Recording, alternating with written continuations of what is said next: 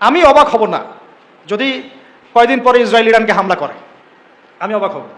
আর আমি ইসরায়েলের হিস্ট্রি পড়েছি, ওর পুরো হিস্ট্রি মোটামুটি আমি পড়েছি, আর এই লাস্ট এই পুরো এক মাসে আরও বেশি করে পড়েছে। যারাই তাদের এগেনস্টে দাঁড়িয়েছে কথা দিয়ে কলম দিয়ে বিভিন্নভাবে, এরা তাদেরকে গুপ্ত হত্যা করেছে।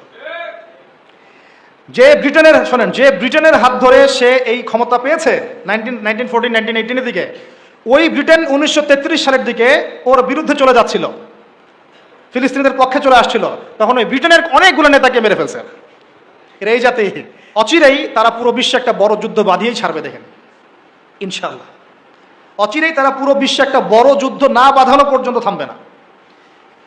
প্রথম বিশ্বযুদ্ধের পরে আপনারা ব্রিটেনকে দেখেছেন, সেকেন্ডটার পরে আপনার আমেরিকার রাজত্ব দেখেছেন, দেখবেন যদি আরেকটা লাগে এরপরে আপনি ইসরায়েলের রাজত্ব দেখবেন। ওর ধ্বংস এত তাড়াতাড়ি হবে না, ওর ধ্বংস হবে এটা সত্য, এটা নিশ্চিত, কিন্তু এত তাড়াতাড়ি না। সে রুলিং স্টেট হবে এবং দাজ্জালকে নিয়ে সে পুরো বিশ্বটা শাসন করবে। কতদিন? নবীজি বলেছেন 40 দিন। কতদিন?